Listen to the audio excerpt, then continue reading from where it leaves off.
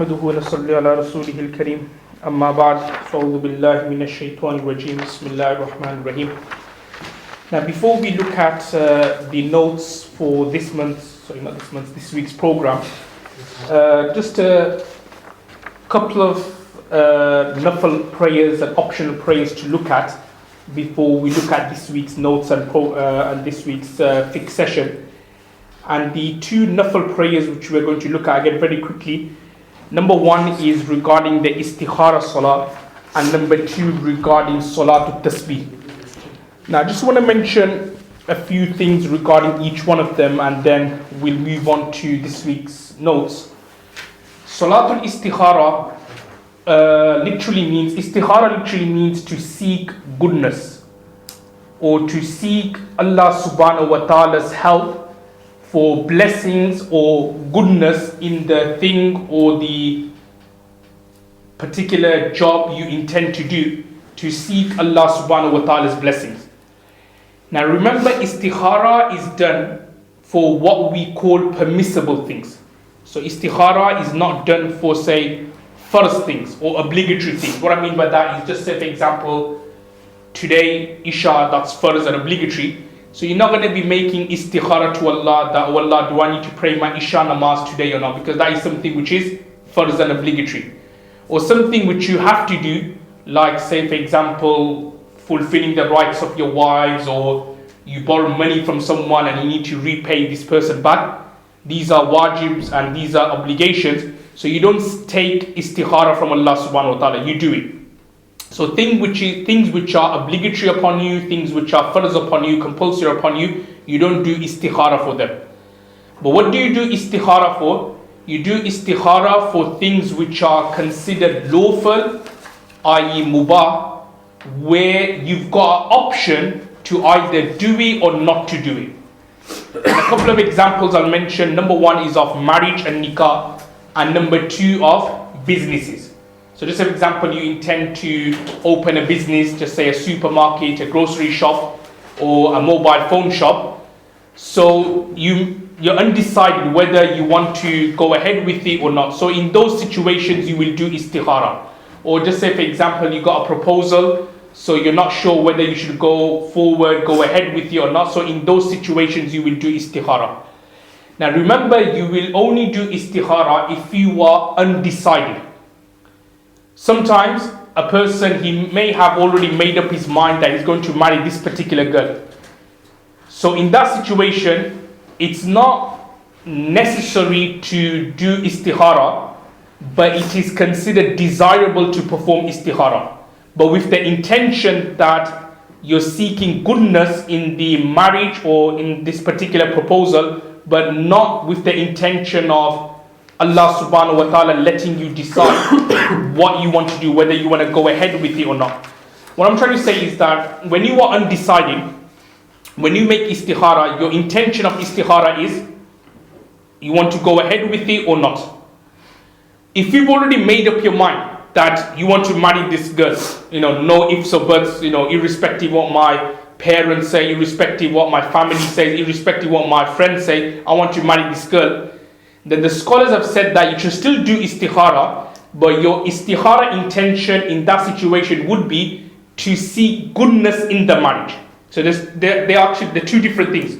When first situation, when you are undecided, then you're doing istikhara and your intention is, okay, you want some kind of indications, some gestures from Allah that whether this is good or not. But if you've already decided, you should still do istikhara, but the intention should be that to see goodness in the marriage and in the nikah. So there is a slight distinction between them two. Any questions or? Okay. Any questions from any brothers or any brothers who are doing istikhara at the moment or? You've already made up your mind. You're doing istikhara just for goodness, then there's no decision that's going to be made in your dream or? No, yes, so it should not be done with the intention for a decision, but it should be with the intention of like seeking goodness in that thing. Yes, so there is a difference. Yes, no, you're not going to act upon anything, no. You can do istikhara every day. I mean, even it's not like a marriage or it's not a business, but you just have the intention to do istikhara. Can you do it in that way? Yeah, you can in a way, if it's done with the intention of seeking goodness in what you're doing. So anything you're doing, any projects, any kind of work you're doing, so you could seek istikhara for that. There's nothing wrong with it. So it's for my day to be good. Yeah, you could do that, yeah. And you're doing istikhara or?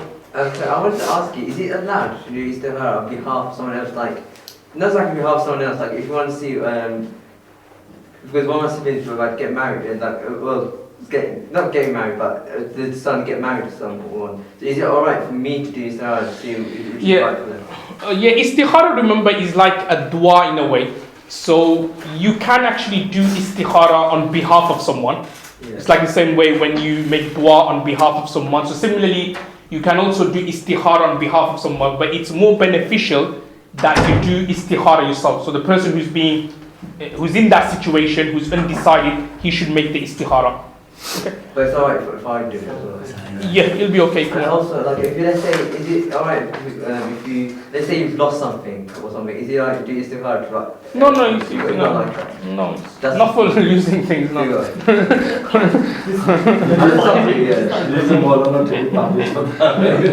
Okay. Shit, but does it help? If you lose something in the namaz and shaitan brings it into You shouldn't pray namaz with that intention. Okay. Okay. So okay. Now another point regarding istikhara. As you probably know or aware that it's not necessary to see a dream in your istikhara. So just an example, if you are undecided about getting married, so it's not necessary. You can, some people do see the dream, but it's not necessary that you will see a dream for an answer whether to go ahead with the proposal or not. Istikhara normally is actually what you feel in your heart. So just an example, a proposal came and you did istikhara and then you slept on it, and then the following day, the following morning, you get this kind of nice feeling in your heart that you should go forward, you should go ahead with it, then that is considered to be a valid istikhara. So what I'm trying to say is a lot of people assume that they need to see a dream. It's not necessary to see a dream. It's like basically the feelings which you have in your heart. So if after doing istikhara you feel confident that you feel, yeah, this is a good match, then you should go ahead with it. Otherwise, if you feel something uncomfortable about the whole situation, then it's best that you don't go ahead with it. Okay, and yeah, just wait a second. And just one thing is that when it comes to istikhara, there's two things to look at. One is actually what you feel in your heart, and you should not let your thoughts take over your heart. What I mean by that is that sometimes, like obviously, there's a lot of brothers and sisters, they always have this question before they get married. They always ask this question: have I made the right decision? Even to the extent that, you know, even on the night before, they're still thinking, you know what, have I made the right decision? That is actually shaitan playing tricks. Yeah, so these kind of thoughts, obviously you're going to be nervous before you get married. You're going to be nervous in a way like, have I made the right decision? Is this, you know, this proposal, you know, is she all that, or is she pious? She says she's pious. Is she really? So you have all these like questions coming that, is she going to be, you know, all these like, is she going to be pious? And these kind of questions you always have. So that is actually shaitan playing tricks with your mind. So you shouldn't really rely on those thoughts. The main thing of istikhara is what you feel in your heart. So if you feel confident in your heart that this is the right match for you, then you should go ahead with it. You have a question? I was wondering how many rakats you have. Can you pray as much as you want? 2 rakats is mentioned in the hadith. Is the minimum. If you want to pray extra, then that's also allowed as well. But in the hadith, it's mentioned 2 rakats, salatul istikhara. Does it have to be like a sort of yes, no, like a question, or can it be something like, oh, who will be the best person for someone to be? Yeah, you could be. It could be who will be the best person, because you know the dua which is on the next page, Allahumma inni astakhiruka bi ilmika. So do you know that last part of the dua when it says in kunta ta'lamu anna hazal amra khayrun li fi dini. So do you know that hazal amra? I don't think so I've overlined it, but you can if you want. So do you know those words hazal amra? So whatever you're doing istikhara on, you should then make that intention at that time. So whether it's for whichever proposal is, whether should I go for this girl or this girl, then you'll make that intention at that particular time. Any questions regarding istikhara before we... Okay. Okay, and just very quickly, the next prayer which I mentioned is Salatul Tasbih. Okay, Salatul Tasbih. Now, there are many ahadith regarding the virtues of Salatul Tasbih. In particular, this hadith of Sunan al-Tirmizi, where Rasulullah sallallahu alaihi wasallam has said that Salatul Tasbih is something which you should try to do once a day.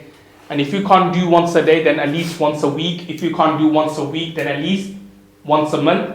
And if you can't do once a month, then the very least once a year. And then if it's not once a year, then once a lifetime, okay? So that is the virtues with regards to Salatul Tasbih. And what are the rewards of Salatul Tasbih? So it's mentioned that whoever prays this Salah and prayer, then all his previous sins, i.e. minor sins, will be forgiven. And the procedure of praying Salatul Tasbih has been mentioned here. Okay, so you could have a look at that in your own time. So you just say, so the dua or the tasbih should be Subhanallah, walhamdulillah, wa la ilaha illallah, wallahu akbar 15 times, and so on, okay? Any questions or... No? Okay. Now let's have a look at the this week's notes, which is a bit more important, and we need to look at it in a bit more detail. This week's lesson is the section which we're going to look at in this week's lesson is regarding the traveler's prayer, Salatul Musafir. Now, there's a few points which I need to, we'll go actually in order. Okay, let's have a look at the first subsection regarding this section, and that is that can women travel without a mahram? Now, firstly, who is a mahram? Mahram is basically those men who a woman is not allowed to marry.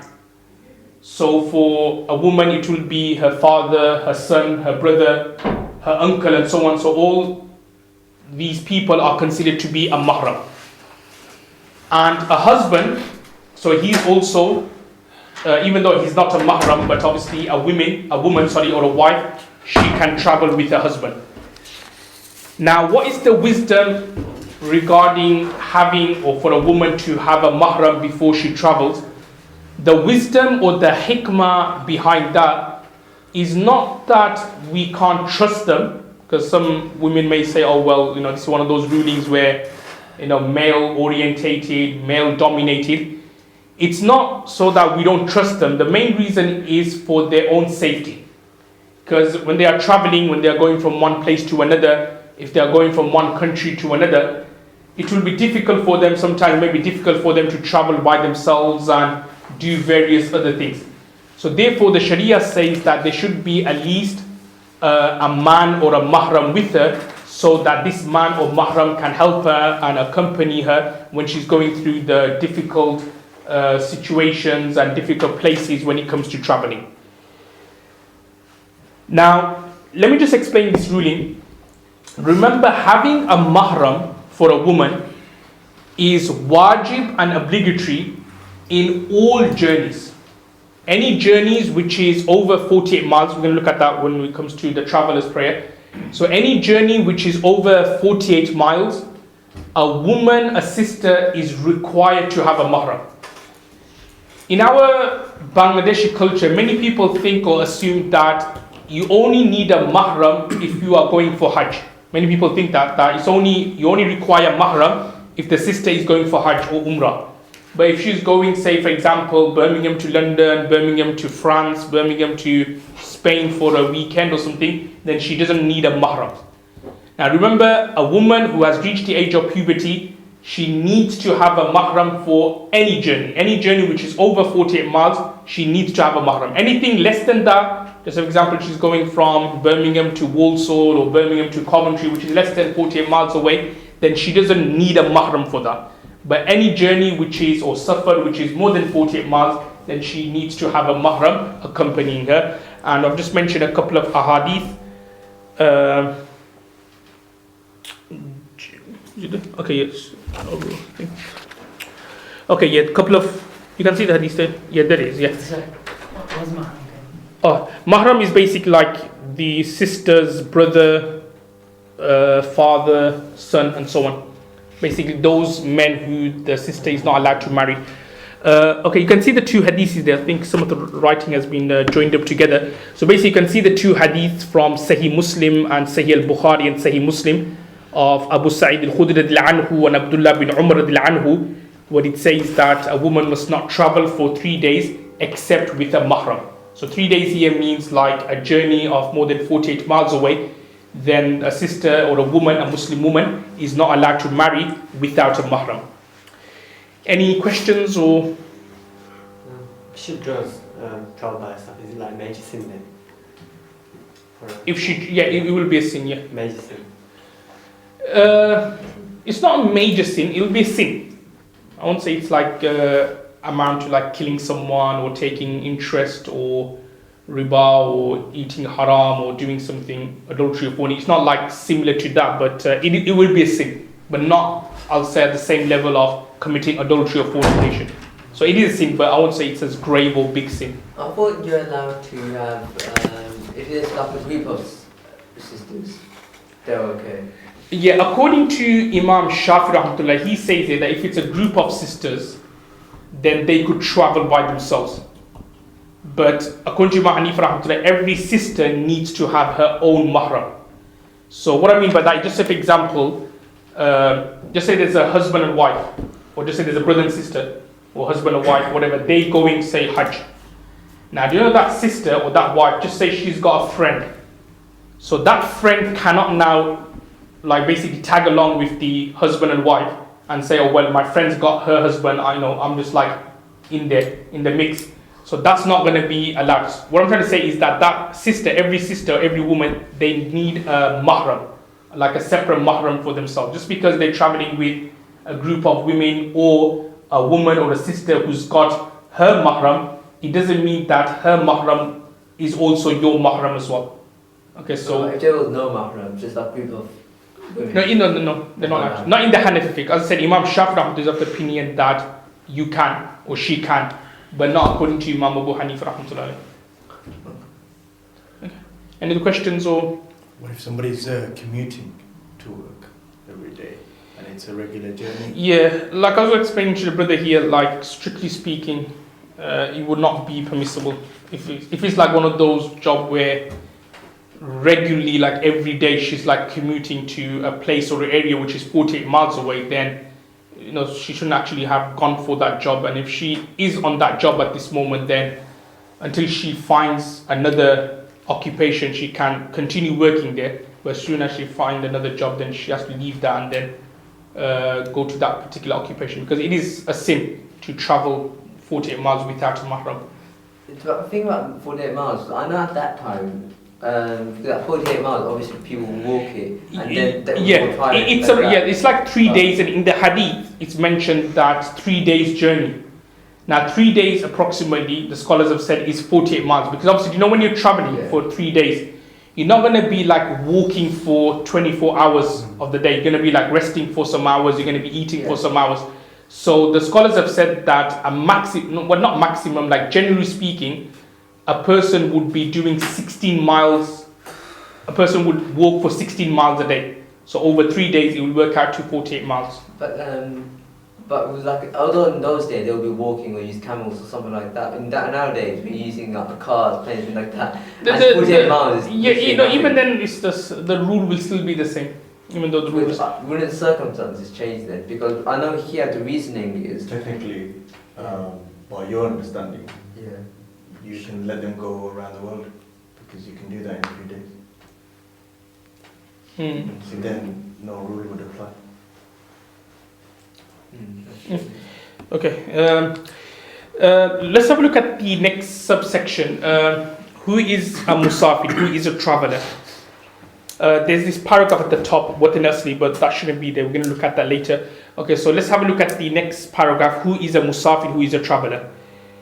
Now, it's mentioned in the books of fiqh that a person who sets out with the intention of traveling for 3 manzils or 3 areas, which is basically like 3 days, which is approximately 48 miles, he is regarded as a musafir, he is regarded as a traveler. Now, let me just explain this word 48 miles. there's actually some differences of opinion regarding how many miles a person needs to travel before he becomes a musafir and a traveler. Now, one opinion is that it is 48 miles. Okay, so 48 miles. Then, like the scholars, like many years ago, they've said that 48 miles amounts to 3 days traveling. They just use the word 48 miles. Now, the issue here, and the reason why there's difference in opinion, is because an Islamic mile is considered to be shorter than an English mile. So basically, the measurement of an Islamic mile is actually shorter than what an English mile is. Now, what I'm trying to say is that because of that reason, 48 Islamic miles, okay, so this 48 Islamic miles here, amounts to approximately 54 English miles. So 48 Islamic miles amounts to approximately 54 English miles. Okay, so that's like one opinion. Now, some scholars have said that if somebody travels 54 miles, English miles, then he becomes a musafir and traveler.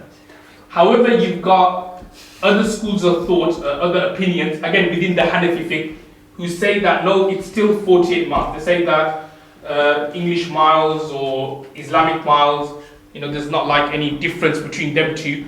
So the second opinion is that 48 miles. So if somebody traveled 48 miles, then he will become a musafir. And the first opinion is that no, if somebody traveled 54 English miles, then he becomes a musafir and a traveler. Now basically, the safest thing will be is that if you've gone to a place where it's basically between 48 to 54 miles, just say like 50 miles or 50.2 miles on the clock in the car, something like that, then in that situation the best will be to pray full. Okay? Because obviously remember, whatever you're not sure whether you've traveled 48 miles or 50 miles, whatever, always precaution is to pray full. Yeah, because remember, if you were to pray full, your namaz would be done. We're going to look at it later that 2 rakats would be considered as farz and 2 would be considered as nafil. So if you prayed full, your namaz would be done. It's only when you know that you are a musafir, you travel, say, Birmingham to London, which is over 100 miles away. Now, in that situation, if you knowingly pray 4, then your namaz will not be done. But in a situation where you're not sure whether you're a musafir or a traveler and you prayed 4 rakats, then 2 rakats will be considered valid for farz and the remaining 2 would be considered as nafil. So whenever you're not sure whether you're a musafir or traveler or whether you're still a muqim or a resident, then always pray the full rakats. Okay, so as I was saying, that if it's like between 48 to 54 miles, then pray the full salah, pray the 4 rakats. Obviously, anything which is more than 54 miles, then you can say for sure that you are a musafir, then you will be doing qasr and you'll be shortening your prayers. Any questions regarding that? So if you are traveling to London, yeah, and we come to a station which is 35 miles distance from Birmingham, so we read full. Yeah, you read full, because that's the next point. What I'll do, I'll just mention the next point and then I'll take questions, inshallah. Now, the second point is that the moment he comes out of the boundaries of his town or city, he becomes a musafir. Now, what I mean by that is the main thing here is the intention. So just say, for example, you've intended to go to London, say from Birmingham to London. So everybody knows London over 100 miles away. You are now a musafir. Now, what this particular point is telling us is that as soon as you leave the boundaries of Birmingham, you are now considered to be a musafir. The rules of qasr in terms of shortening the prayers will now apply. So now going back to what the brother mentioned, so just example that this is Birmingham. Now you're out of the city of Birmingham, and just say like 10 miles down the road, you stopped over at a service station, yeah, for Dhuhr prayer. Now the question is that, when you stopped over at this service station for Dhuhr, how many rakats are you going to pray? Are you going to pray 2 or are you going to pray 4? 2. two. Alright, why do you think you will be praying two? Because you're at the boundaries and then... Yeah, you're at the boundaries of the city. Yeah. So even though you haven't traveled 48 miles yet, or 54 English miles yet, but because your intention was that you are going to go to a place which is more than 48 miles away or 54 miles away, so as soon as you leave the boundary, that's it. You're now a musafir. So even though you just traveled 10 miles down the road and you stop over at the service station, you will now be praying qasr, you will now be shortening your prayers. Everyone saw that? So what I'm trying to say is that the rules of qasr and safar, they apply as soon as you leave the boundary of the city. You don't have to wait for 48 miles before the rules of safar and qasr everything start. As soon as you leave the boundary, that's it. You're now a musafir. Even though you haven't traveled like 5 or 10 miles yet, or less than 48 miles, even then you are allowed to shorten your prayers and do qasr. Okay. Any questions or? So, 2 questions, one small point. Yeah. Islamic mile, is that shorter than the English mile? Uh, I got that mixed up. Yeah. They're getting mixed up. So it should be longer. Yeah, I'm just trying to clarify that. So, Okay. So would you be longer than any? yeah, if it's longer than the English mile, it would amount to That's more. very okay. Yeah. Okay. Sure. Yeah, we're that much longer, that's why the number is smaller. No, but the Islamic mile is 48 miles, but the English mile is 54. Yeah, there's more. So So the English it's mile is small. smaller. Yeah. Because if you 10 centimeters, Yeah, that's but- 100 millimeters. Yes, so the Islamic miles in this context is smaller and It would, No, it's bigger. maybe No, it would be no, longer. because it's 54. Longer. Oh. longer. Yeah, Okay. yeah, So it's longer, not shorter. what was the other? Longer, yes. Yeah, longer. Okay. Well, one other point.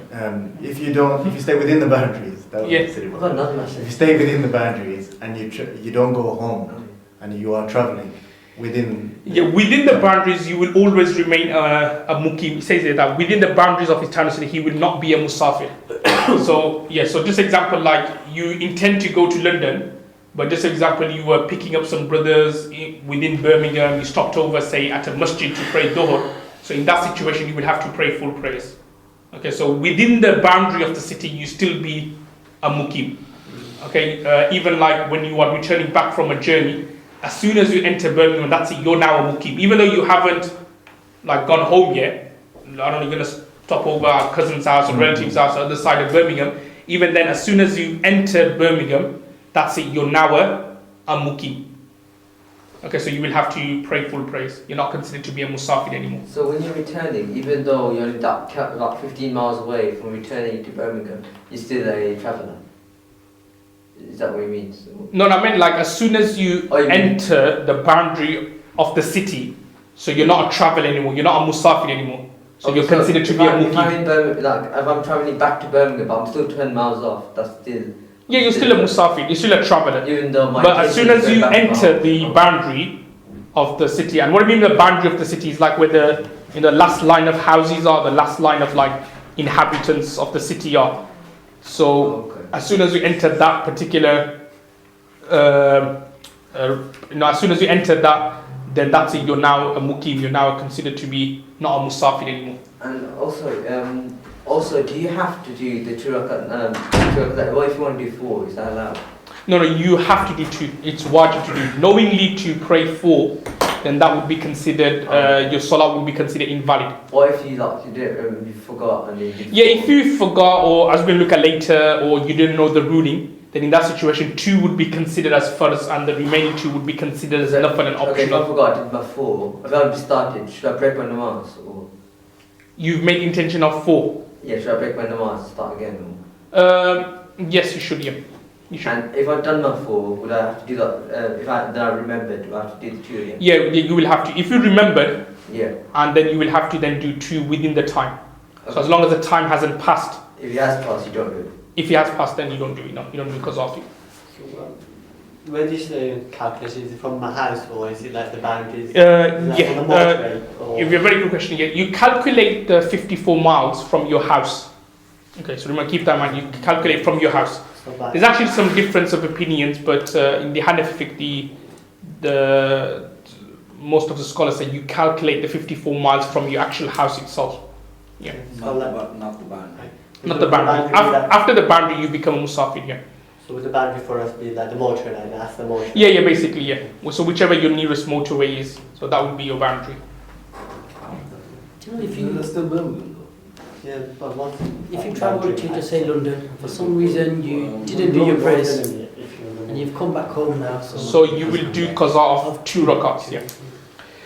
Okay, I'll just mention a ruling here regarding airports. Now, again, sometimes what could happen is you intend to go from Birmingham to Bangladesh. So again, like, and just an example, Bangladesh, you're just going to be there for 10 days, or just say you're going from here to, I don't know, Dubai for a holiday. So you're going to be there for 10 days. Now, your flight is from Birmingham airport to Dubai. Now, obviously, you're a musafir because you're only going to be there for 10 days. So obviously, when you land in Dubai, you're going to be a musafir. You're just going to be shortening your prayers. And the question is that if you are in your airport, so you're flying from Birmingham, do you have to shorten your prayers there, or would you read full prayers? Because what could happen is that your flight could be, say, during Asr time. So you want to like quickly pray your Asr and then jump on the plane. So what should you do in that situation? Now the ruling here again depends on where the airport is. If the airport is within the boundaries of the city, then you will have to pray fully here. You'll have to pray 4 rakats for Dhuhr, 4 rakats for Asr, 4 rakats for Isha. However, if the airport is outside the city, because certain airports like I think Gatwick or something, or Luton and so on, that's like outside the city of London. So, and there are so many airports around the world where it's not actually in the city, it's actually outside of the city. So if it's outside the city, then when you are in the airport and you're praying Salah, you will then shorten your prayers. Okay, so we understood that regarding the airports. So in the Birmingham one, we'd pray full. Yeah, because that's within the city, isn't it? Yeah, it's within the boundaries of the city. Can I add something? Did you want to add something? Although you have the intention of travelling or going to Dubai. Yeah. So even then, so the question is that the airport, if it's within the city, then you have to pray fully. If it's outside the city, so as I explained before, that as soon as you leave the boundary of the city, you're a musafir, aren't you? So you could then shorten your prayers. So if we go to Leicester, we are not in musafir then? No, because Leicester, I don't think so. It's 40 miles. 40 miles. 40 miles, yeah. 40 miles, yeah. So you won't be a musafir now. Would you be going into how you should pray while you're travelling on a plane or something? Should we discussing that? Okay, I'll probably touch on it next week then. I'll touch on it next week about Salah, sitting down and so on. Any other questions? And do you have a question or? Not just sitting down, but when you're on a plane, like obviously the time difference. Okay, I'll touch on it next week, inshallah. Sorry. G. Are you going to a different subject now? No, but do you want to ask me a question or? Yeah, please, yeah. Okay, sure. We have students studying in Barford. When they come home for 2 days, do they read full rakat? It depends. Are they from Birmingham? They are from Birmingham. Yeah, so we're going to look at it later. Yes. Birmingham would be their Watan Asli then anyway. Okay. Watan Asli is like their hometown. So if it's your hometown, so remember you always have to pray full praise.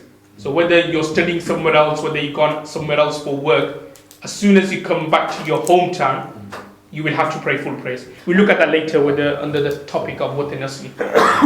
Okay. The next ruling here goes principle, like a rule here, that a person will not become a musafir until he firmly intends to travel 48 miles or more. Okay, does that make sense? So what I'm trying to say is that you'll only become a musafir when you made the firm intention, what we call in Arabic azam, to travel to a place which is 48 miles or more. That's when you become a musafir. And then that is then shown by you then getting ready and then traveling. If somebody, say for example, he's in Birmingham, or just imagine like if Birmingham airport was, say, outside of the city, just for argument's sake, he was outside the city. Now he just went to visit Birmingham airport. Now if he's just making a kind of intention, I want to go to Dubai, and he doesn't have the tickets, he doesn't have the, no boarding pass, whatever, to get onto the plane. So when he's in the Birmingham airport, he will have to pray full praise. So what I'm trying to say is that you only become a musafir when you make the firm intention of traveling. By you sitting at home and say, I want to go Australia, I want to go New Zealand, you don't become a musafir. I want to go Hajj or something, you don't become a musafir. It's only when you make the firm intention and then you show the firmness of your intention by then getting ready and traveling and buying the tickets, only then you become a musafir. Any questions? Or? Where enough are you putting your hand? Let's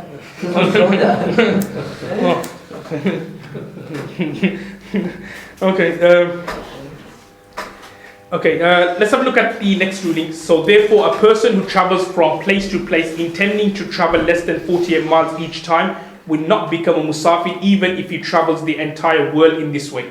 Does that make sense? So I'm trying to say that you become a musafir if you were to travel to a place which is more than 48 miles away.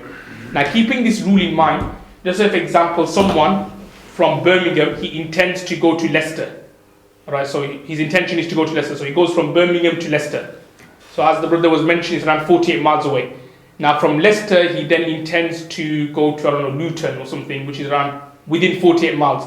And then from there, he then plans to go to, London, which is less than 48 miles. And then from London, he then plans to go to Dover, which is less than 48 miles. And then from, and then in that way, he kind of travels the entire world. That person would be a mukim. He will never ever be a musafir, because his intention is to travel less than 48 miles. So what I'm trying to say is that you only become musafir, a traveler, when you intend to go to a place which is more than 48 miles away.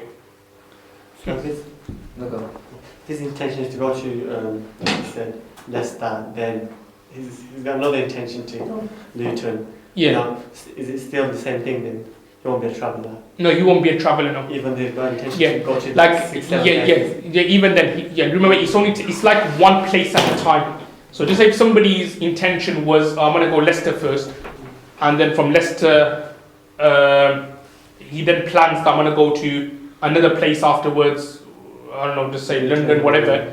So because it's like one place at a time, so when he travels to Leicester, he'll be considered to be not a musafir, a mukim. So even though you had that intention right from the beginning, you have to go there one go. Yeah, because your intention was less than 48 miles, so you will always be a mukim, like you never be a musafir. So if my intention was going from one place to another already, it's not like on the flow, so I'm still not a traveller. Within 48 miles. Yeah, if that place is within 48 miles, you won't be a traveller. Oh, that mean like if I didn't understand the question. Just say. Okay, so if I'm going to A to B and the B is less don't use A to B. I don't know. Just give me an example of a town or something. Okay, if I'm going to, I don't know any towns. Okay, Leicester, yeah. But I already had that intention beforehand. It's not like I'm on the floor. I'm going to Leicester, then I want to go to London, which is altogether more than. So as I was explaining to Abdul Rashid, like when you go to Leicester, you're just going to be a mukim. You're not going to be a musafir, because your initial intention was to travel to a place which is less than 48 miles. And then the next measurement is going to be from Leicester to London. So if that is more than 48 miles, now you're a musafir traveller. Home to London, Leicester Leicester to London, London. Okay, and also even if it's like a quick drop off, like they have to get a package or something, that's still not considered as a traveller then. Yeah, again, it depends where you're travelling to. So if you're travelling to a place which is more than 48 miles... That's the Leicester. So if I just quickly go to Leicester to pick up something... Okay. That's still one traveller. Will that then be a traveller then? Or? No, because it's less than 48 miles, isn't it? So even if it was a quick job or something like that, it still doesn't... Just go to the hometown. You mean or something like that? The bottom line is okay. Just to be confused, just say it's work related. Every 2 weeks, sending you back to the same place. We'll look at that we'll look at that actually. Okay, let's have a look at the next ruling. This is regarding something called watan asli. I've spelled it want, but it's not want, it's watan, W-A-T-N, yeah, so the way around. So there's there's two words which we need to look at here. The first one is called watan asli, W-A-T-N, watan asli. And the second word is called watan iqamat.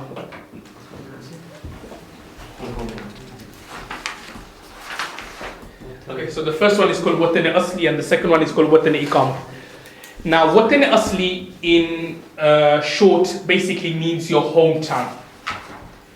So what is watan asli? Watan asli is basically, in a nutshell, is that place where you were born and you've assumed permanent residence in that place. So just an example, probably for many of us, we were born in Birmingham and we made Birmingham our permanent home, our permanent residence. So therefore Birmingham would be our Watane Asli. Now as the brother was asking, like irrespective where you go in the world, irrespective whether you're going say Medina to study, whether you're going Azhar to study, whether you're going Bradford to study or Manchester to study, when you come back to your Watane Asli, when you come back to your hometown, when you come back to Birmingham, you will have to complete your prayers. You have to pray full prayers. You can't shorten the prayers.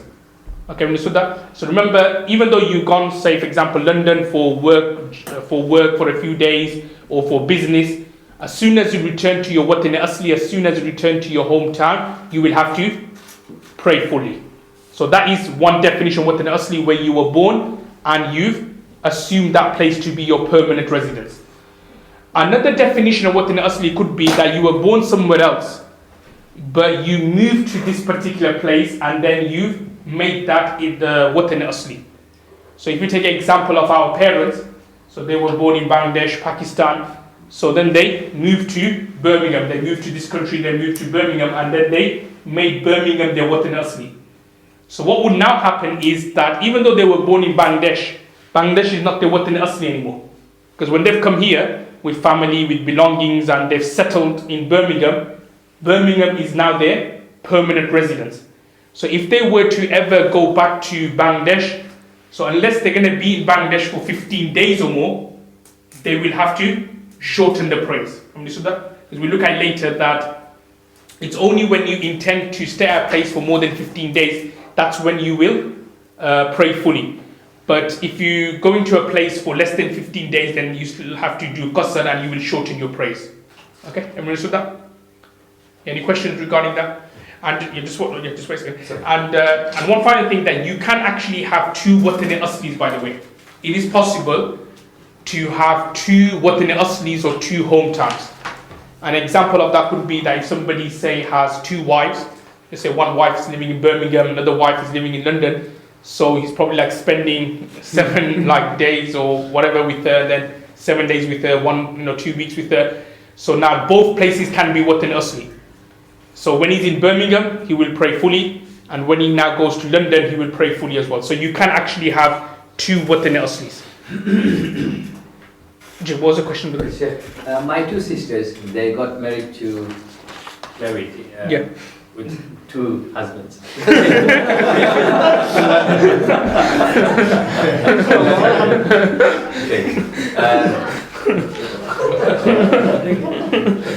Was that right? What else would they get married to? Fine. But we live in Birmingham. They never lived in Birmingham, but they come to live with us sometimes. Yeah. What do they do? Yeah. Do they reach you or four? No, it's a very good question beside the first part, but basically, it's a very good question about like obviously wives and so on when they visit their like your in-laws. Yeah. Probably like you get the same answer from me as well. Like what do they do? Now we're going to look at it later. That you know this Watane Asli. So we mentioned that it's a hometown.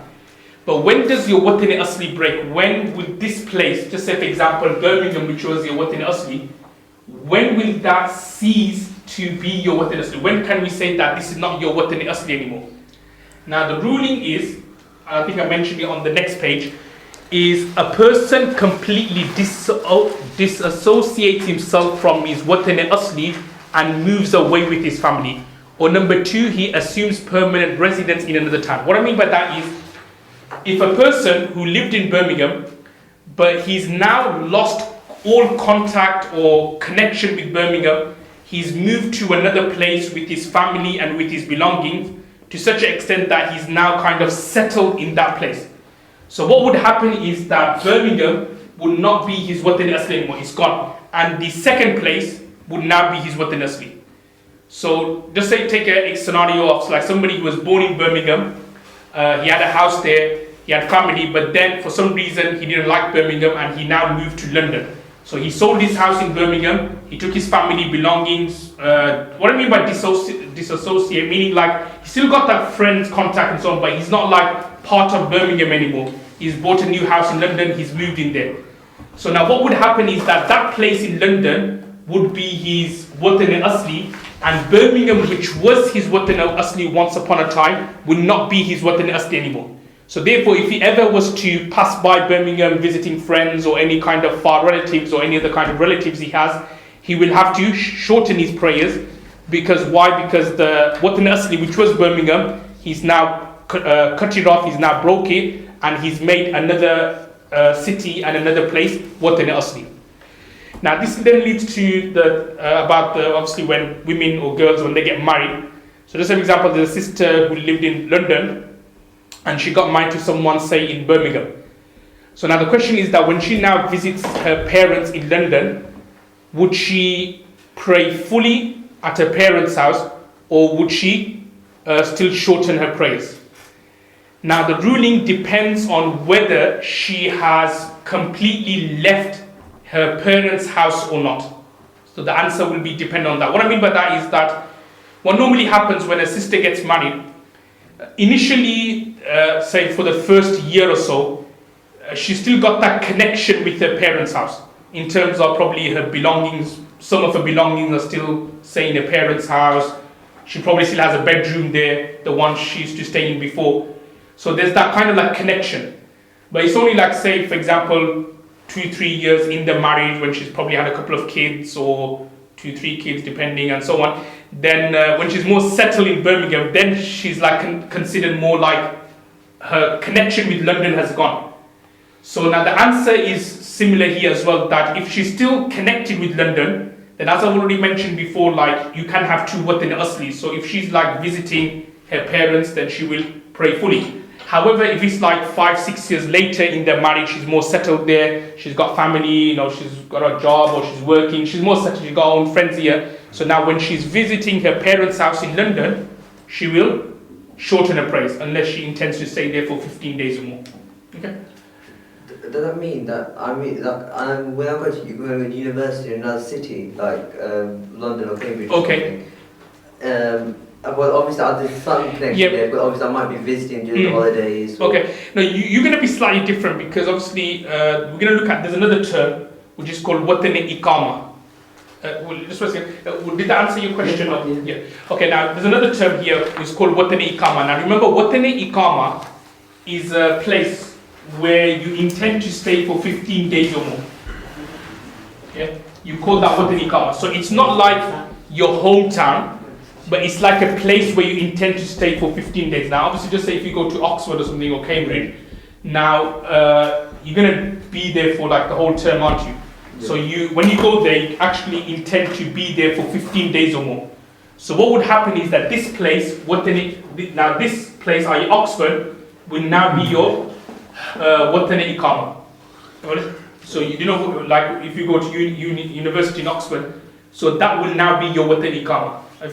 Which means that you will pray full prayers in Oxford, and similarly if you were to now come home for vacations and holidays, you will still, so Birmingham will still be your Watan Asli, so you will still pray full prayers, and this will be a Watan Iqama where you still pray your full prayer because you intend to stay there for 15 days or more. So any kind of like places of studies like say a madrasa or whatever, because obviously when you go to madrasa you intend not to like leave within 15 days, you're here for the long run, you're going to be here for a good 2-3 years. So because your intention is to be here for more than 15 days or more, so when you go to that place you will pray full prayers. And when you when you come for your holidays or vacations, you'll also pray full prayers as well. Why? Because your hometown, the Watan Asli is still there, so you will pray fully in that place. Any questions regarding that? Or okay. Okay. Now, if we have a look at the next page when he says Qasr Salah. Qasr Salah. So basically, this section is going to tell us how many rakats would you pray when you become a musafir and traveler. Now the first ruling is that when a person qualifies as a musafir, he is required to offer 2 rakats for the farz of Zuhr, Asr and Isha. So basically for Zuhr prayer, Asr prayer and Isha prayer, you will now pray 2 rakats. And for Fajr you will pray 1 rakat or 2 rakats. yeah, 2 rakats good, and Maghrib will be 1.5, yeah? Okay, no, you won't be 1.5, it will be 3 rakat. So basically for Fajr and Maghrib it will be the same, and for the remaining prayers it will be 2 rakats. Now rule number 2, more than 2 rakats should not be offered for Dhuhr, Asr and Isha. If a person mistakenly offered 4 rakats for these salahs, and he had sat down for tashahhud, i.e. at-tahiyyat in the second rakat, then the first 2 rakats will be regarded as farz, and the other 2 rakats will be considered as nafil. And if we look at number 3 very quickly, in the above case, he will have to make sajda sahwa. If he did not make sajda sahwa, then he must repeat the salah if the time still remains. So basically what I'm trying to say is that if somebody knew the ruling, like he knew that he's gone to London, he knew that he's a musafir, he knew that he has to shorten his prayers, but for some reason he intentionally prayed the full prayers, he intentionally prayed 4 rakats. Now in that situation his namaz is not going to be done, he will have to repeat it.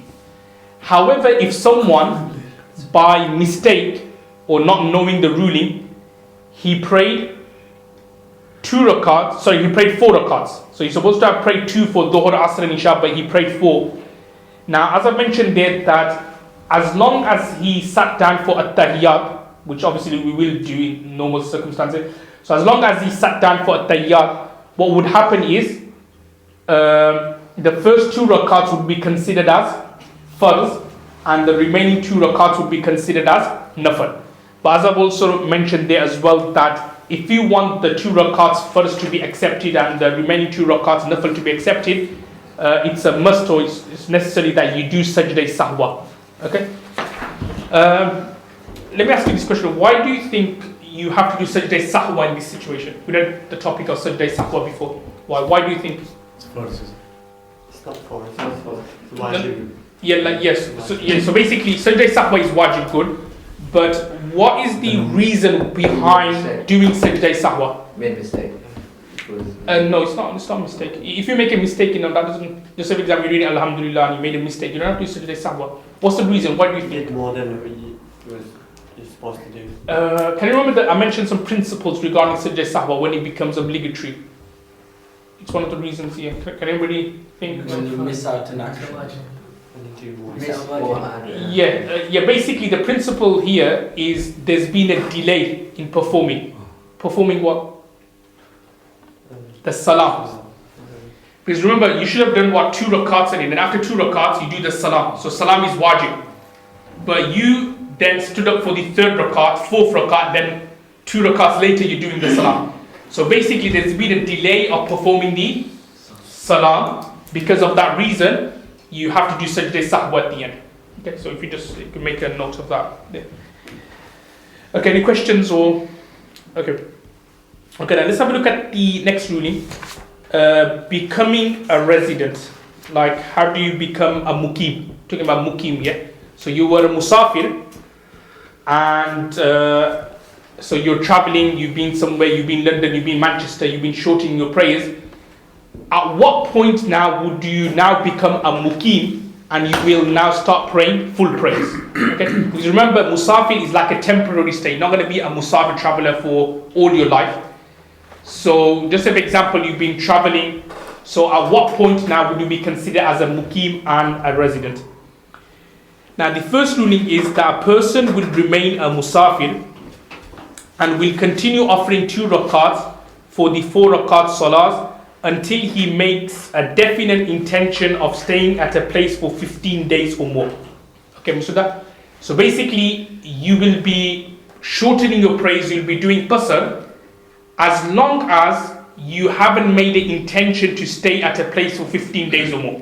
Okay, so just an example, you've gone to London, cousin's house, relative's house, and you're only going to be there for a few days, 3, 5 days, 6 days, whatever. So in that situation, you will be shortening your prayers. However, if you've gone to London and you've decided that you're going to be here for 15 days or more, then what would happen? You will now pray fully. Okay, so that's the first situation. And then he says the place where he makes this intention is known as his watan iqama. He must offer 4 rakat salah here. Okay, So as I was explaining to Anik regarding Oxford and so on, so if you go to a university or even a place like for studying, so because your intention is that you're going to be here for 15 days or more, so therefore that place will become watani iqama and you will pray fully. Now if we just if you look at the next paragraph, he explains that based on the above principle, the principle was that Musafir doesn't become a muqim until he firmly intends to stay at a place for 15 days. Based on the aforementioned principle, rule number 1, a person stops at a place intending to stay for 2 or 3 days. Due to circumstances, every day he makes the intention of leaving the following day, but he still does not leave. In this way, 15 days, 20 days, a month or even more passes, but he did not at any point make the firm intention of staying there for 15 days. In this case, he will remain a musafir, irrespective of how many days he stays at that place. And so that is a very famous ruling which you mentioned in the books of fiqh, that remember you will become a muqim. Muqim is a resident, or you will still remain a musafir, as long as you have not intended to stay at a place for 15 days or more. Obviously, if you return back to your hometown, obviously you're now a muqim by default, but if you are outside your hometown, you will be considered as a musafir, you will be considered as a traveler, you will have to shorten your prayers. You will not be allowed to pray fully unless you intend to stay at a place for 15 days or more. And based on that, they've given us an example here. That this example, you went to visit someone in London and you made the intention that, okay, I'm going to leave tomorrow. I'm going to only be here for 2 days. Now 2 days passed, then you said, okay, I'm going to leave the next day. And then the next day come and you go, okay, another few days. And next thing you know, like 15 days had passed, 20 days had passed, 1 month had passed. Even then, in all the situations, you will be praying qasr, like you'll be shortening your prayers. Why? Because he never at any point made the intention of 15 days or more. Okay, so even though eventually it works out to be 15 days or more, but he never at any point made a firm intention that I'm going to be here for 15 days. His intention, heart on heart, was that he's going to leave tomorrow, he's going to leave in 2 days time or 3 days time, but something came up and he had to stay extra. Then, he then planned another few days, but then something came up and he had to stay extra. Next, 15 days had passed. In that situation, he will just shorten his prayers, no need for him to pray fully. Okay, and also if you look at rule number B, letter B, that it says that a person intends to stay at a place for 10 days, but after 7 days he decides to extend his day by an additional 10 days, which will make his total stay 20 days. In this case, he will remain a musafir. This is because after he had decided to stay 10 more days, there were 13 days of his total stay remaining. Hence, at no point did he make the intention to stay for 15 days. In other words, 15 days is considered from the time he changed his intention and not from the beginning of his stay. Understood that? So basically, what this ruling is telling us is that a person, he intended to stay at a place for 10 days. Okay, so he left Birmingham, he went to London, and his intention was, I'm going to be in London for 10 days. But after 7 days, okay, so basically 7 days have passed, he hasn't done his 10 days yet, 7 days passed, and then he makes the intention that I'm going to stay another 10 days. So basically his intention initially was like 10 days, say for example March the 1st to March the 10th.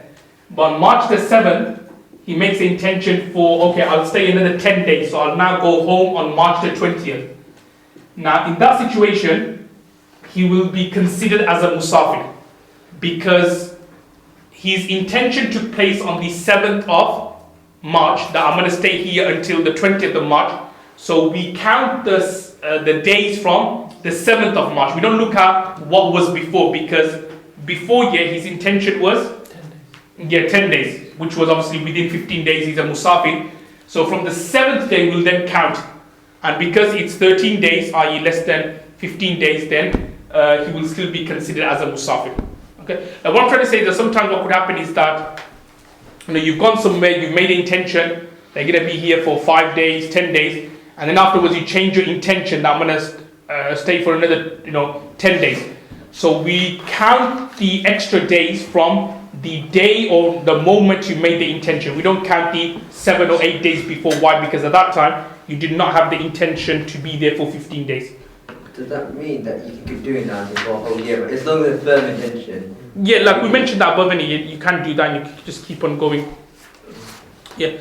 Okay, just very quickly look at the next few rulings. The intention of staying 15 days has to be for staying the full 15 days at one place. If he makes the intention of staying for 15 days at 2 different places, and the distance between the 2 places is such that the azan of one place cannot be heard at the other, then he will be a musafir in both those places.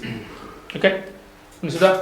So basically, what he's trying to say is that for you, for a place to be watani iqamat, so watani iqamat is that place where you're going to be there for 15 days or more. For a place to be watani iqamat, you have to make an intention that you're going to be at that place for 15 days.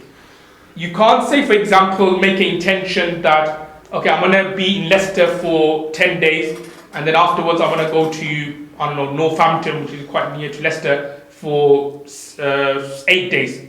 Because that in total is 15 days. So it can't be like that. It has to be in one place. You make an intention of 15 days. Okay? And I mentioned there that if the distance between the 2 places is such that azan of one place cannot be heard in the other, then he will be a musafir in both those places. Okay, now what I mean by azan doesn't mean actually literally. He's just trying to say that it's in 2 different areas or 2 different towns. Okay, that's what it means azan. If it's within the same town or city, then that's different. But if it's like in 2 different towns, like one in Leicester, one in Northampton, so these 2 places would be considered as separate, and when he's in Leicester he will have to shorten his prayers, and then afterwards when he goes to Northampton he will have to shorten his prayers, because these 2 places would be considered to be separate. And example of that is this next line where he said, if a person intends staying for 10 days in Makkah and 5 days in Mina, he will be a traveller, a musafir, both in Makkah and Mina. Okay, so anybody who's been for Hajj or Umrah will know that these are 2 places and distance of 4 miles, 2 different places, Makkah and then another place 4 miles later is Mina. So if somebody intended to be in Makkah for 10 days and then afterwards he makes the intention of Mina for 5 days, so in both places he will be considered as a musafir traveller. So in Makkah he will shorten his prayers. Obviously when you pray behind the Imam, obviously you pray full prayers, but just say for example like, I know you missed a prayer or something, then when you pray in Makkah, well you shouldn't be missing a prayer, but just as somebody did, so you will shorten your prayers. You read like 2 rakats for Dhuhr, Asr and Isha. And similarly when you're in Mina, this ruling will apply more, because in Mina you're in the tent, so you're not actually praying behind anyone, you're praying amongst with the people who are around you. So one of you then become the Imam. So in that situation you will have to shorten your prayers. Okay? Because they are 2 different places. Right, but then rule number 5 says that if both places are so close to each other that azan can be heard, then both places will be regarded as one place. He will become a muqim in both places by intending to stay there for 15 days. Okay? So just an example, I don't know, you're going to go to London and you've got an uncle's house, say one part of London, and you're going to be in his house for 10 days. And just say like in another area, so within the same city but in another area, you're going to stay at an auntie's house and you're going to be in her house for 5 days. So now because the 2 houses are basically within the same city, so as soon as you now enter London, you're now like a watani iqamat, that will be a watani iqamat. So now in your uncle's house you will pray full prayers, even though you're just going to be in his house for 10 days, and when you go to your say auntie's house, whose house you're going to be there for 5 days, you will also pray full prayers as well. Like if you want to use another example, give off say like Jamaat, Tabligh Jamaat. So this example, I know you're going from Birmingham to London for Jamaat, yeah? So you made intention say of 40 days. Okay? So when you look at it, you're not going to actually be in for 40 days or even for 15 days in one masjid. You're going to go around, aren't you? So you make intention like 3 days here, 3 days here, 3 days, so, but because in total they're going to be there for 40 days, which is more than 15 days, so in each masjid, obviously they'll be praying behind the imam, but if they did their own jamaat, they will actually pray fully, because the places where they intended that 3 days, it's within the same city. It's full of two. Sorry? Full. Same area. Full prayers. After 15 days. No. Now, if you make an intention to stay at a place for 15 days or more, you pray full. Right from the start. But they're not, sorry. They will be traveling to different places within London. Within the same city, yeah. Within the same city. So if they miss Jamaat with... they will Imam, pray full. Is it full? They're not okay. No, but then I'm just explaining it. You see, within the same city. So if you're like staying in one place, say like for 6 days, but in total, because it's going to be more than 15 days, you're going to be a mukim now. Mukim now, okay. Yeah. But If it's like 2 different towns, like the example earlier of Leicester and Northampton, because they're 2 different towns, so you're going to be a musafir in both places. How about if they don't listen to azan from one town to another? No, you know this word about azan, it doesn't literally, as I explained, it doesn't literally mean azan. It means like within the same area, the same vicinity, or the same city or town. But the thing is, London is a quite big city, like 4, 5 cities. One, to be fair, it's quite No, even then. So if Same you're rule will north to apply. South, Yeah, same rule apply. Yeah. okay. Even though north to south may take 2 hours, it's like same distance from London to Birmingham, but it's still considered to be one city. Okay, the next ruling, very quickly, is regarding a traveller's prayer behind a mukim imam. Now, basically, there's a few rulings here. It just mentioned that if a traveller is praying behind a mukim imam means a local imam, in a 4 rakat prayer, in the time of that prayer, then he would complete like 4 rakats, like subsets, in other words, means like 4 rakats, just cross that out, just put rakats. Yeah, so basically like 4 rakats, yeah. So basically, just an example, if a musafir, so he's gone to Manchester, he's gone to Birmingham, he's gone to London, whatever. So if he's now praying in the local masjid behind the local imam, he will have to pray 4 rakats. Even to the extent that if you are a late comer, so just an example, you miss 2 rakats with the imam, and you now join the local imam yet. So it doesn't mean that, you only pray 2 rakats and afterwards you just do salam, no. You will then have to get up and then pray the remaining 2 rakats. So what I'm trying to say is that when you now pray behind the local imam, you have to pray 4. Everybody understand, yeah? So even though you may have missed 1 rakat, or you may have missed 2 rakats, you may have missed 3 rakats. So even when you stand up, you're not going to just pray 1 extra rakat and say, that's my 2 done, that's okay. Or, you have to pray all the 4 rakats, okay? So Maghrib is 3 then. Well, Maghrib you pray 3 anyway. Oh yeah. You have to perform sajda yourself. Sorry. You have to perform sajda yourself. No, what I'm trying to say, when you pray behind the imam, you have to pray fully. No sajda. It's like, it's obligatory now for you to pray fully. Okay?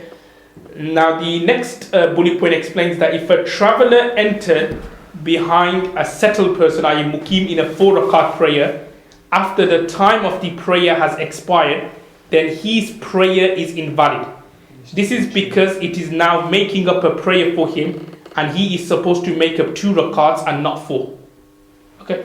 So what I'm trying to say is that, just for example, there's a local person, he missed his zuhr. So he basically totally missed his zuhr. Now during asr time, he's doing qaza of his zuhr prayer. And you're a musafir, you just say for some other reason you missed your zuhr as well. Now you can't pray or do jamaat or pray behind this person who is going to be praying 4 rakat zuhr qaza, because qaza for him is 4 rakats, but qaza for you is 2. Because remember, as soon as the time finishes, so because you at the last moment of zuhr, you were a traveller and 2 rakats was obligatory upon you, you have to now do qaza of 2 rakats, okay, not of 4. So that's why you can't pray behind him. Okay, everybody stay?